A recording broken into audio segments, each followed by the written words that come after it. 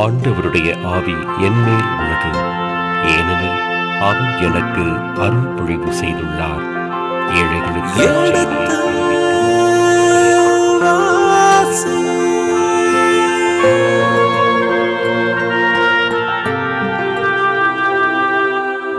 எடுத்து வாசி.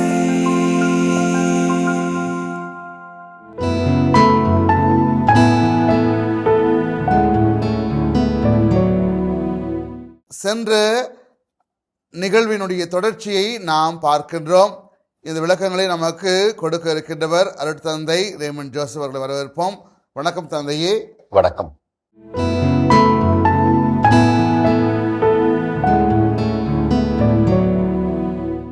அவன் கூலியாள் போலும் விருந்தினர் போலும் உம்மோடு தங்கி யூபிலி ஆண்டு வரை உமக்கு பணி செய்யட்டும். யூபிலி ஆண்டு வரை அப்படின்னா 50 ஆண்டுகள். பட் 50 ஆண்டுகள் பணியாற்றலாம். அவனை நீ விலைக்கு வாங்கியிருந்தால் அல்ல அவனுடைய பெற்றோருக்கு கடன் கொடுத்து அவனை நீ வாங்கியிருந்தால் 50 ஆண்டுனா யூபிலி ஆண்டு வரை அப்படின்னா 49 ஆண்டுகள் நீ அவன் உனக்கு ஊழியம் செய்யலாம். ஆனால் அவனுடைய ஊழியம் எப்படி இருக்க வேண்டும்? அவன் அடிமையாக வேலை செய்யக்கூடாது. உன்னுடைய கூலி ஆளாக இருக்கலாம், அதே சமயத்தில் விருந்தினராகவும் இருக்கலாம். ஆனால் யூபிலி ஆண்டு வருகின்ற போது நீ அவனை என்ன பண்ணணும்? விடுதலை செய்ய வேண்டும். அது மட்டுமல்ல, யூபிலி ஆண்டு மட்டுமல்ல, ஒவ்வொரு 7 ஆண்டும் சாபத்து ஆண்டு என்று அழைக்கப்படுகிறது. அந்த சாபத்தாண்டு வருவதற்கு முன்னாலேயே 6ஆம் ஆண்டு இறுதியிலே நீ அவனை விடுவிக்க வேண்டும். இந்த விடுவிக்க வேண்டும் என்கின்ற போது அவனால் பணத்தை திரும்பி கொடுக்க முடியாது என்கிற கட்டத்தில் அவனுடைய உறவினர் இந்த பணத்தை திருப்பி கொடுக்க வேண்டும். திருப்பி கொடுத்து இவனை மீட்கலாம். அவன் மீண்டும் தன்னுடைய ஊருக்கு போகலாம். அதே மாதிரி தன்னுடைய இனத்தோடு சேர்ந்து கொள்ளலாம், தன்னுடைய குடும்பத்தோடு சேர்ந்து கொள்ளலாம். யூபிலி ஆண்டு அல்லது சாபத்து ஆண்டு என்பது மீண்டும் குடும்பங்கள் தங்களுடைய குடும்ப உறுப்பினர்கள் தங்கள் குடும்பத்தோடு இணைவதற்கான வாய்ப்பு.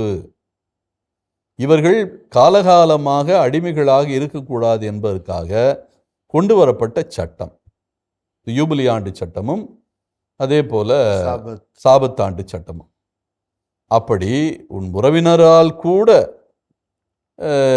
மீண்டும் பணம் கொடுத்து அல்லது கொடுக்க வேண்டிய பொருள் கொடுத்து இவனை மீட்க முடியாவிட்டால் நீ ஒரு எபிரேயனை அடிமையாக நீ விலைக்கு வாங்கியிருந்தால் 6 ஆண்டு முடிந்தவுடனே அவனை வீட்டுக்கு திருப்ப அனுப்பணும். அவன் மீண்டும் பணத்தை கொடுக்காமலே நீ அனுப்பி ஆகணும். யூபிலி ஆண்டில் இது கட்டாயம். யாரும் யாருக்கும் அடிமையாக இருக்கக்கூடாது. ஏன்னா நீங்கள் ஒரு காலத்தில் எங்கே அடிமைகளாக இருந்தீர்கள்? எகிப்து நாட்டில் அடிமைகளாக இருந்தீர்கள். உங்கள் வீட்டில் ஒவ்வொரு அடிமையும் நீங்கள் வைத்திருக்கின்ற போது எதை நினைவு கொள்ள வேண்டும்? எகிப்தில் நீங்கள் ஒரு காலத்தில் அடிமைகளாக இருந்தீர்கள் என்பதை நினைத்து கொள்ளுங்கள். எனவே தன் இனத்திற்கும் அதே மாதிரி மூதாதையர் நிலத்திற்கும் அவன் திரும்பிச் செல்லுமாறு நீ விடுவிக்க வேண்டும். அது மட்டுமல்ல, உன் சகோதரனை கொடுமையாக நடத்தக்கூடாது. அவனை கூலியாளாக நீ வைத்திருந்தால் கூட, விருந்தினராக வைத்திருந்தால் கூட அவனை கொடுமையாக நடத்தக்கூடாது. இதுதான் எபிரேய அடிமைகளை குறித்த மிக தெளிவான சட்டம். லேவியர் புத்தகம் 25ஆம் அதிகாரம் 39லிருந்து 43. இப்போ இந்த அடிமைக்காக அழைக்க வந்திருக்கிற இந்த பிள்ளைகள் 2 பேரையும் இந்த நிலையில் வைத்தான் பார்க்கணும். கடன் கொடுத்தவன் இப்பொழுது இந்த பிள்ளைகளையெல்லாம் அடிமையாக அழைத்து போகிறான். அப்போ இவன் இந்த பிள்ளைகளை எப்படி நடத்தணும்? இந்த லேவியர் சட்டம் 25ஆம் அதிகாரம் 39லிருந்து 43 வரை என்ன விளக்கங்களை சொல்லுகிறதோ அதே விளக்கத்தின்படி இவர்களை நடத்த வேண்டும். இந்த ஒரு கூக்குரலோடு தான் இந்த பெண் எலிசாவிடத்தில் வருகிறார். இந்த எலிசா அல்லது எலிசையு என்ன சொல்ல போகிறார்? தன்னிடத்தில் ஒரு மிகப்பெரிய பிரச்சனை. என்னுடைய பிள்ளைகளெல்லாம் இப்போ அடிமைகளாக இழுத்துச் செல்வதற்கு ஒரு கடன்காரன் வந்திருக்கிறான். அடிமைகளாக அந்த பிள்ளைகளை நடத்தக்கூடாது. சட்டப்பிரகாரம் அவன் எப்படி நடத்தணும்? விருந்தினராக அல்லது கூலியாளாக நடத்தணும். ஆனால் என் பிள்ளைகளை பறித்து செல்வதே எனக்கு உடன்பாடு இல்லை. நான் அவரிடத்திலே பணம் பெற்றிருந்தாலும். இதில் இன்னொன்றையும் நாம் சிந்திக்க வேண்டும். இந்த எலிசாவை மக்கள் எப்படி நம்புகிறார்கள் என்று பாருங்கள். இது சமூக பிரச்சனை. சமூக பிரச்சனை என்றால் இந்த பிரச்சனை யாருக்கு போகணும்? அரசனுக்கு போக வேண்டும். எலிசாவோ இறைவாக்கினர். ஆனால் மக்கள் யாரிடத்தில் வருகிறார்கள்? இறைவாக்கினரிடம் வருகிறார்கள். அரசனை விட யாரை நம்புகிறார்கள்? இறைவாக்கினரான எலிசாவை அதிகம் நம்புகிறார்கள். இது உண்மையிலேயே இறைவாக்கினர் குழுமத்தை சேர்ந்தவர்களாக இருந்தாலும் இது ஒரு குடும்பம் தானே, இது ஒரு பொது பிரச்சனை தானே. இந்த பிரச்சனையை அரசனிடத்தில் எடுத்து செல்லலாம். ஆனால் அரசனையும் கூட நம்பாமல் மக்கள் யாரை நம்பி வருகிறார்கள்? எலிசா இறைவாக்கினரை நம்பி வருகிறார். அப்படின்னா அந்த எலிசா இறைவாக்கினர் எந்த அளவுக்கு மக்கள் மத்தியில் செல்வாக்கோடு இருந்திருக்கிறார் என்பதைத்தான் இது சுட்டி காட்டுகிறது. இப்போ 2ஆம் வசனம். எலிசா அவரை நோக்கி, நான் உமக்கு என்ன செய்ய வேண்டும்? உம் வீட்டில் என்ன வைத்திருக்கின்றாய் என்று சொல் என்றார். ஆக இப்போ இவருக்கு தெளிவாக தெரிகிறது. இந்த பெண் தேவையோடு வருகிறாள். தன்னுடைய குடும்பத்தில் உள்ள பிரச்சனைக்கு தீர்வுக்காக வருகிறாள். அந்த பெண்ணிடத்திலே கேட்டார், உனக்கு நான் என்ன செய்யணுமா? இது ஒரு சொல் வழக்கு. என்ன செய்யணும் அப்படின்னு நம்ம கேட்குறோம்னா, நான் உதவி செய்ய தயாராக இருக்கிறேன். ஆனால் நீ என்ன நான் செய்யணும் ஒரு தெளிவாக பேசு.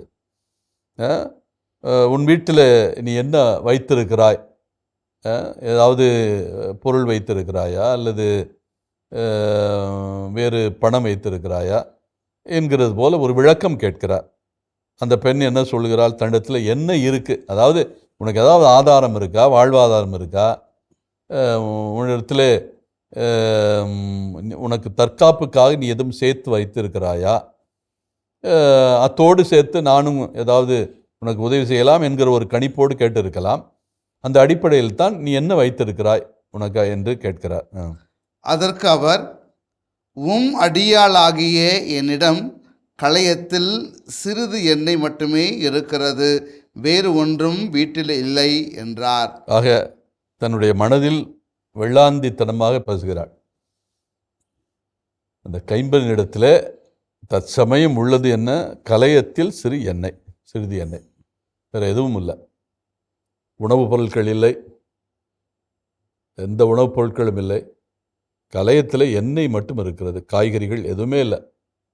அப்படின்னா இந்த பெண் எந்த ஒரு அவல நிலைக்கு போயிருக்கிறார் என்பதை சுட்டி காட்டுகிறது. அப்போ இந்த கடன்காரன் இவளை நெருக்குகின்ற போது இவளுக்கு யாருக்கிட்ட போகணுங்கிற ஒரு சூழலே இல்லை. நேரடியாக இறைவாக்கினுடைய கால் விழுகிறாள். இந்த இறைவாக்கினர்கிட்ட உண்மையை சொல்லுகிறார். எனக்கு இந்த சிறிய களையத்தில் எண்ணெய் மட்டும் இருக்கிறது, அந்த களையத்தில் இருக்கிற அந்த சிறிது எண்ணெயை வைத்து நான் என்ன செய்ய முடியும்? 3வது வசனம். எலிசா அவரிடம், நீ சுற்றிலும் சென்று உம் அண்டை வீட்டார் அனைவரிடமிருந்தும் பல வேற்று பாத்திரங்களை கேட்டு வாங்கிக்கொள். இப்போ இது ஒரு சிறிய அறிவுரை. இந்த பெண் என்ன செய்யணும் அப்படிங்கிற ஒரு தெளிவை சுட்டி காட்டுகிறார். களையத்தில் சிறிது எண்ணெய் இருக்கிறது. அப்போ களையத்தில் இருக்கிற எண்ணெய் என்ன செய்யணும் அப்படிங்கிற போது இவர் என்ன பண்ணுறாரு?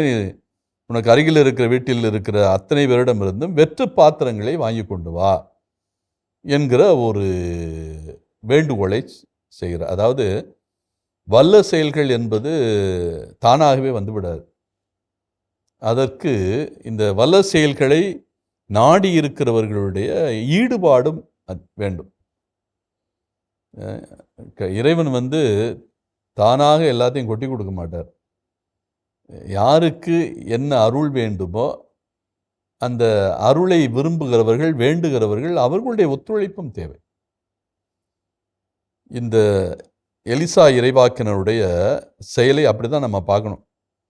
நீ சுற்றிலும் சென்று உன் அண்டை வீட்டார் அனைவரிடமிருந்தும் பல வெற்று பாத்திரங்களை கேட்டு வாங்கிக்கொள் அப்படிங்கிறார்.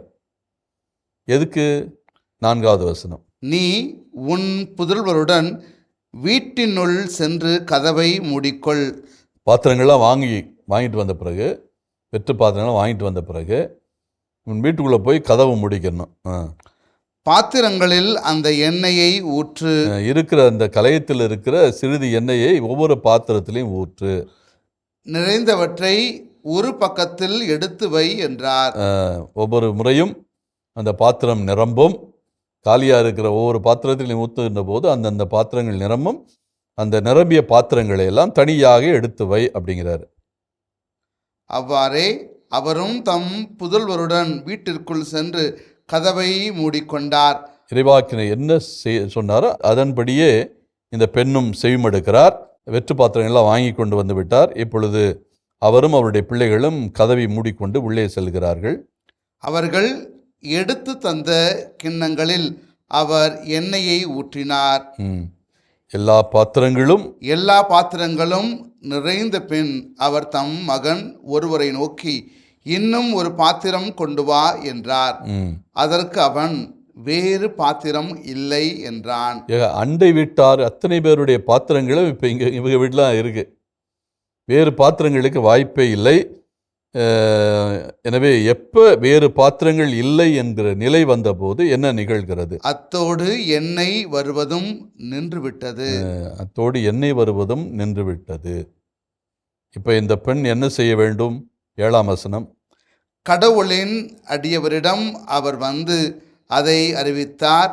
அதற்கு அவர், நீ போய் எண்ணெயை விற்று உன் கடனை தீர்த்துவிடு, எஞ்சியதை கொண்டு நீயும் உம் புதல்வரும் பிழைத்து கொள்ளுங்கள் என்றார். நான் ஏற்கனவே சொன்னபடி இறைவனுடைய அருள் தானாக வந்துடாது. யாரிடத்துல அந்த ஆர்வம் இருக்கிறதோ முயற்சி இருக்கிறதோ அவர்களுக்கு வழங்கப்படும். வழக்கமாக சொல்லுவாங்க, சீனா நாட்டு பழமொழி என்று சொல்வார்கள், நீ ஒருவனுக்கு மீனை கொடுப்பதை விட மீனை எப்படி பிடிப்பதென்று கற்றுக்கொடு என்று சொல்வார்கள். மீனை கையில் கொடுக்கறதுனால அவன் உழைக்க மறந்து விடுவான். அப்போ அவனுக்கு உழைப்பதற்கான வாய்ப்பை கொடுத்து அந்த உழைப்பின் வழியாக மீன் பிடித்து கொண்டான் என்றால் அவனால் பிழைக்க முடியும். ஒவ்வொரு முறையும் நீ மீன் கொடுத்து கொண்டே இருக்க வேண்டும். அவனுக்கு மீன் பிடிக்க கற்றுக் கொடுத்து விட்டோம் என்றால் அவனே மீன் பிடித்துக் கொள்வான். ஆனால் நீ மீன் கொடுத்தீங்கன்னா உன்னையே எதிர்நோக்கி கொண்டிருப்பான். அந்த நிலையில்தான் இந்த வல்ல செயலை பார்க்க வேண்டும். இந்த பெண் எலியாவிடத்தில் கேட்கிறார், எனக்கு உதவி செய், பணம் கொடு, என்னுடைய கடனை அடைப்பதற்கான ஏற்பாடுகளை செய். ஒருவேளை எலியா பணக்காரர்கள், வசதி படைத்தவர்கள், செல்வந்தர்கள் இவர்களெல்லாம் தொடர்பில் இருக்கிறார். எலிசா தொடர்பில் இருக்கிறார். அப்போ அவர் என்ன பண்ணலாம்? எலிசா யாருமா வாங்கி கொடுத்துருக்கலாம். இந்த அம்மா ரொம்ப துன்பப்படுகிறது, வேலை வாழ்வாருமே இல்லை, அதுவும் கைம்பெண், அதனால் யாராவது பணம் கொடுங்க என்று கேட்டு வாங்கி கொடுத்துக்கலாம் எலிசையும். ஆனால் அவர் அதை செய்யவில்லை. மாறாக அந்த பெண்ணிடத்திலே சில அறிவுரைகளை சொல்லி அதன்படி நடந்து கொள் என்று சொல்லுகிறார். நீ பாத்திரங்களை மற்றவர்களுக்கு கொண்டு வரணும், நீயே அந்த எண்ணெயை ஊற்றி அந்த பாத்திரத்தில் நிரப்பணும், நிரம்பிய பாத்திரங்கள்லாம் தனியாக வைக்கணும். இப்போ தனியாக வச்ச பிறகு எல்லா பாத்திரங்களிலும் எண்ணெய் நிரம்பிய பிறகு வேறு பாத்திரங்களே இல்லை என்கிற நிலை வந்தபோது இப்போ இந்த பாத்திரங்களில் உள்ள எண்ணெய் எல்லாம் நீ என்ன பண்ணணும்? விற்க வேண்டும். விற்று உனக்கு என்ன பொருள் வருகிறதோ, பணம் வருகிறதோ, அதை நீ என்ன பண்ணணும்? கடன்காரனுக்கு திருப்பி கொடுக்கணும். அப்போ இது ஒரு உழைப்பு. அந்த பெண்ணுக்கு வீட்டுக்குள்ளே இருந்தே ஒரு உழைப்பு. இது இறைவனுடைய வல்ல செயல் என்றாலும் இதில் இறைவனுடைய வல்ல செயல் எந்த நிலையில் நிகழ்கின்றது? அந்த வல்ல செயலை யார் பெறுகிறார்களோ அவர்களுடைய ஈடுபாட்டோடு இந்த வல்ல செயல் நிகழ்கிறது. அதனால தான் இந்த வல்ல செயல் ஒரு சிறப்பு மிக்க வல்ல செயல். ஏதோ வந்தவங்களுக்கெல்லாம் அள்ளி கொடுத்தார்கள் என்கிற நிலையில் அல்ல. மாறாக இவர்களே இந்த வல்ல செயலில் ஒரு ஈடுபாட்டாளர்களாக இருக்கிறார்கள். அதில் ஒரு பாத்திரமாகவே மாறுகிறார்கள். அந்த தாயும் கைம்பெண்ணும் அந்த 2 பிள்ளைகளும். இங்கே அவர்களுடைய உழைப்பும் இருக்கிறது. வெறுமனே எண்ணெயை பெற்றால் மட்டும் போதாது. என்ன பண்ணணும்? எண்ணெயை அதை பார்த்து விற்க வேண்டும். அருகில் இருக்கிற அல்ல அண்டை வீட்டுக்கார இடத்துல அது விற்க வேண்டும். அப்போ அவர்களுடைய உழைப்பினுடைய பயனாக இது கிடைப்பதாக அவர்களுக்கு புரியும். அதன் பயனாக இவர்கள் கடனை அடைக்கக்கூடிய ஒரு சூழல். அது மட்டுமல்ல, இந்த கடன் அடைத்தது போக மீதம் உள்ளதை அவர்களுடைய வாழ்வாதாரமாக வைத்துக் கொள்ளலாம். இப்போ 2 பிரச்சனை இங்கே தெரிகிறது. ஒன்று கடன்காரனுடைய பணத்தை அடைப்பது, இன்னொன்று இனிமேல் கடன் வராதபடி பார்த்து கொள்வது. அப்போ எலிசாவினுடைய சிந்தனை எந்த அளவுக்கு ஒரு ஆழ்ந்த சிந்தனையாக இருக்கிறது என்பது இதில் தெளிவாகிறது.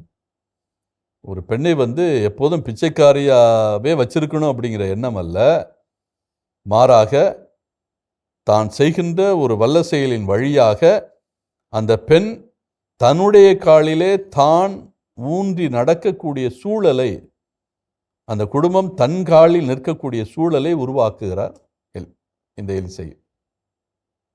எலிசை இறைவாக்கினர் இந்த கைம்பெண்ணுக்கு, இறைவாக்கினர் குழுவை சார்ந்த அந்த கைம்பெண்ணுக்கு எப்படி வாழ்வது என்று கற்றுக் கொடுக்கிறார். இதுவரை நீ வாழ்ந்தாய், கணவனை நம்பி வாழ்ந்தாய், கணவன் திடீரென்று இறந்து விட்டான், அவன்தான் உன்னுடைய குடும்பத்தினுடைய வாழ்வாதாரம். அந்த வாழ்வாதாரம் இப்பொழுது போய்விட்டது. இப்போ புது வாழ்வாதாரத்தை நீ எப்படி உருவாக்க முடியும் என்கின்ற ஒரு படிப்பினையை இவர் கற்றுக் கொடுக்கிறார். அதான் இந்த வல்ல செயலினுடைய மிகச் சிறப்பு மிக்க தன்மை. அதனால் தன்னிடத்தில் இறந்து படுகின்ற அந்த பெண்ணிடத்தில் இந்த வச்சுக்க 5000 ரூபாய் அல்லது 10,000 ரூபாய் என்று கொடுத்து விடுவதனால ஒரு பிரச்சனை தீரப்போவதில்லை. மாறாக அவர்களுக்கு வாழ்வாதாரத்தை எப்படி அதிகப்படுத்துவது என்று கற்றுக் கொடுக்கின்ற போது அந்த பிரச்சனையிலிருந்து அவர்கள் வெளியேறக்கூடிய வாய்ப்பையும் அவர்கள் கற்றுக்கொள்கிறார்கள். அந்த பிரச்சனையிலிருந்து எப்படி வெளியேற முடியும் என்பதையும் அவர்கள் கற்றுக்கொள்கிறார்கள். அந்த நிலையில்தான் இந்த எலிசாவினுடைய முதல் வல்ல செயலை நாம் பார்க்க முடிகிறது. நான் ஏற்கனவே சொன்னது போல இந்த வல்ல செயல் எலிசாவினுடைய 4வது வல்ல செயல். ஏற்கனவே 3 வல்ல செயல்களை பார்த்திருக்கிறோம். இது 4வது வல்ல செயல். இப்போ 2வது பிரிவுக்கு வருவோம். இந்த முதல் பகுதியில் 4ஆம் அதிகாரத்தில் இருக்கிற முதல் பகுதி கைம்பெண் மற்றும் குழந்தையற்ற பெண்ணுக்கான வல்ல செயல்கள். இல்லை முதல் வல்ல செயலை பார்த்துருக்கிறோம். எலிசா அந்த கைம்பெண்ணுக்கு உதவி செய்கிறார். அவருடைய வாழ்வாதாரத்தை அவர் மீண்டும் பெறுவதற்கான வாய்ப்பை கொடுக்கிறார். 2வது பிரிவு குழந்தை பேர் அற்ற பெண் பிள்ளை பெற்றெடுத்தல் அப்படிங்கிற அந்த தலைப்பு. 8 முதல் 17 வசனங்கள். இது எங்கே நடக்கிறது என்றால் சுனேம் என்று அழைக்கப்படுகிறது. இந்த சுனேம் என்பது எங்கே இருக்குன்னா, இது இசாக்கார் குலத்தைச் சேர்ந்த ஒரு ஊர். இசாக்கார் குலம் என்பது ஏறக்குறைய கலிலேயா கடலுக்கு கீழ்ப்பகுதி. கீழ்ப்பகுதி என்றால் யோர்தான் பள்ளத்தாக்குக்கு மேற்கே இருக்கிற பகுதி. இது ஏறக்குறைய கீழே தெற்கே சமாரியா மலைகள் வரை செல்லும். வடக்க ஏறக்குறைய தாபோர் மலை அடிவாரம் வரை செல்லும். அதனால் இந்த பகுதி தாபோர் மலையிலிருந்து அங்கிட்டு கலிலேயா பகுதிகள் எல்லாமே செபுலோன் நப்தலி என்கிற அந்த இனத்துக்கும் அந்த குலத்திற்கும், அதே மாதிரி ஆஷேர் குலத்துக்கும் உரிய பகுதிகளாக இருக்குது அந்த கலிலேயா பகுதி முழுவதும். எனவே இது தாபோர் மலைக்கும் அதே மாதிரி சமாரியா மலைகளுக்கும் இடைப்பட்ட பகுதி. ஆனால் கலிலேயா கடலுக்கு தெற்கே இருக்கிற பகுதி. அதே போல் யோர்தான் பள்ளத்தாக்குக்கு அல்லது யோர்தான் ஆற்றுக்கு மேற்கே இருக்கிற பகுதி. குறிப்பாக சொல்ல வேண்டுமென்றால் தாபோர் மலைக்கு தெற்கே 5 மைல் தொலைவில் இந்த ஊர் இருக்கிறது. தாபோர் மலை இந்த லோவர் கேலிலி என்று சொல்வார்கள். கலிலேயா மேல் கலிலேயா கீழ் கலிலேயா என்று அழைப்பார்கள். இந்த கீழ் கலிலேயாவில் தான் தாபோர் மலையாக இருக்கிறது. அந்த தாபோர் மலையிலிருந்து தெற்கே ஏறக்குறைய 5 மைல் அளவில் இந்த சூனம் என்கிற ஊர் இருக்கிறது.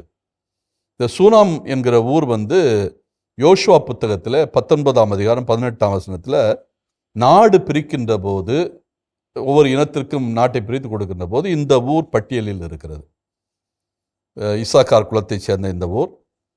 அதே மாதிரி ஏறக்குறைய 1 சாமுவேல் கடைசி அதிகாரங்கள் 28ஆம் அதிகாரத்தில் சவுலுக்கும் பிலிஸ்தியர்களுக்கும், அதாவது இஸ்ராயலருக்கும் பிலிஸ்தியருக்கும் போர் நடக்கிறது. அந்த போரில் வந்து சவுல் வந்து கில்போவாவிலே இருந்து தன்னுடைய படையை நிறுத்தி வச்சிருக்கான். கில்போவா என்பது தெற்கே இருக்கிறது. இந்த பிலிஸ்தியன படையைச் சேர்ந்த ஆக்கீஸு இந்த சூனாமிலிருந்து பவுலை எதிர்த்து நிற்கிறான். எனவே இந்த 2 மலைகள், அதாவது தாபோர் மலைக்கும் சமாரியா மலைக்கும் இடைப்பட்ட பகுதியைத்தான் சொல்லுகிறார்கள். எனவே சமாரியா மலைப்பகுதியில் சவுலுடைய படைகள் இருக்கிறது. தாபோர் மலைக்கு தெற்கே வந்து அக்கீஷ் என்று அழைக்கப்படுகிற பிலிஸ்திய அரசனுடைய படைகள் இருக்கிறது. அந்த போரில் தான் சவுல் இறந்தான் என்கிற செய்தி நமக்கு தெரியும். அதற்கடுத்து 1 அரசர்கள் புத்தகம் 1ஆம் அதிகாரம் 3ஆம் வசனத்தில் அபிஷாக் என்கிற பெண் பிள்ளையை பார்க்கிறோம். அந்த பெண் பிள்ளை தான் தாவீதுனுடைய உதவியாளாக அவருடைய மரணப்படுக்கையில் இருந்தார். அவருடைய உடலுக்கு வந்து சூடு தேவைப்பட்டது. அந்த சூட்டை கொடுக்கிற ஒரு பெண்ணாக கூட அந்த பெண் இருந்தார். தாவீதை மிக அருமையாக கவனித்து கொண்டார். அவருடைய கடைசி கட்டத்தில் தாவீது மிக நோயப்பட்டு கிடந்தபோது இந்த பெண் தான் தாவீதுக்கு உதவியாளராக இருந்தார். அபிஷாக் என்று அழைக்கப்படுகிற இந்த சூனாம் நகரைச் சேர்ந்தவள். இந்த சூனாம் நகரில் தான் இந்த குழந்தை பேரற்ற பெண், மலடி என்று சொல்வார்கள். ஆனால் மலடி என்பதை விட குழந்தை பேரற்ற பெண் என்று சொல்லுவது சரியான பெயராக இருக்கலாம். இப்போ இந்த 8ஆம் வசனத்திலே பார்ப்போம். இந்த பெண்ணுக்கு எப்படி குழந்தை பிறந்தது என்கின்ற அந்த விளக்கத்தை தான் 8ஆம் வசனத்திலிருந்து 17ஆம் வசனம் வரை நாம் பார்க்கிறோம். இதற்கு துணை நிற்பவர் எலிசா. எனவே எலிசாவினுடைய அடுத்த வல்ல செயல் இது என்றால் அது மிகையாகாது. அதாவது 5வது வல்ல செயல். இதுவரை 4 வல்ல செயல்களை பார்க்கிறோம். இப்போ 5வது வல்ல செயலாக இந்த சுனேமிய பெண்ணுக்கு எலிசா குழந்தை வரம் கொடுப்பது. 8ஆம் வசனத்தை வாசிப்போம். ஒரு நாள் எலிசா சூனேமுக்கு சென்றார். அங்கே இருந்த பணக்கார பெண் ஒருவர் அவரை உணவருந்தும்படி வற்புறுத்தினார். இந்த எலிசா சூனேமுக்கு சென்றார். அவர் எங்கிருந்து செல்கிறார் என்று நமக்கு குறிப்பு இல்லை. ஆனால் இதற்கு முன்னால் நம்ம என்ன பார்த்தோம்னா, அவர் வந்து மோபாபு பகுதியிலே, அதாவது மோபாபிலே சண்டை நடந்த போது ஏதோம் பகுதியிலே அல்லது இஸ்ரேல் நாட்டினுடைய தென்பகுதியிலே இருந்திருக்க வேண்டும் என்று நாம் கூறினோம். அதன் பிறகு அவர் எங்கே இருந்தார் என்ற செய்திகள் இல்லை. ஆனால் அதற்கு முன்னால் அவர் கார்மேல் மலை, சமாரியா என்றுதான் அவருடைய பணித்தளங்கள் எல்லாம் இருந்தது. குறிப்பாக அவர் வந்து கார்மேல் மலையை ஒட்டித்தான் தன்னுடைய பணித்தளத்தை வைத்திருந்தார். சில சமயங்களில் எரிகோ, பெத்தேல் என்கிற கில்கால் போன்ற இடங்களுக்கெல்லாம் செல்லக்கூடியவராக இருந்தார். இப்போ சுனேமுக்கு வருகிறார். சுனேமுக்கு வருகிறார் என்பதை விட அடிக்கடி வந்து போகிற ஒரு நபராகவும் இருக்கிறார். பின்னால் அதை குறித்து செய்திகள் வரும், அப்போ நாம் அதை புரிந்து கொள்ளலாம். இப்போ தற்சமயம் சுனேமுக்கு வந்திருக்கிறார்.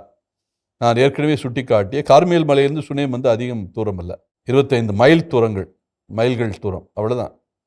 அது நீண்ட தூரங்கள் அல்ல. எனவே இந்த சுனேமுக்கு வந்திருக்கிறார். அவர் கார்மேல் மலையிலிருந்து வந்திருந்தால் அது நீண்ட தூரம் அல்ல, 25 மைல் தூரங்கள் தான். இந்த பெண் வந்து பணக்கார பெண். அவர் உணவருந்தும்படி எலிசா இறைவாக்கினரை வற்புறுத்துகிறார். உணவருந்தும்படி வற்புறுத்துகிறார். அதாவது இந்த பணக்கார பெண் வந்து எலிசாவின் மீது பற்று கொண்டவர். அதனால தான் இவர் வந்து வீட்டிற்கு வந்து உணவருந்த வேண்டும் என்று வற்புறுத்தார். இந்த நிகழ்ச்சியினுடைய தொடர்ச்சியை நாம் அடுத்த நிகழ்வில் பார்ப்போம். இயேசுவுக்கே புகழ், இயேசுவுக்கே நன்றி, மரியே வாழ்க. இந்தியாவும் ஒரு கீழே கலாச்சாரம் தான். அதனால தான் தமிழ் கலாச்சாரமும் ஒரு கீழே கலாச்சாரம். இந்த தமிழர்கள் விருந்தோம்பல் பண்பிலே சிறந்தவர்கள். வந்த விருந்தினருக்கு நல்லபடி உபசரித்தால் உன் வீட்டில் என்ன கொழிக்குமாம்? செல்வம் கொழிக்கும், கொழிக்கும். பொருள் வளம் வரும், எல்லா வளங்களும் வரும், வழமை இருக்கும்.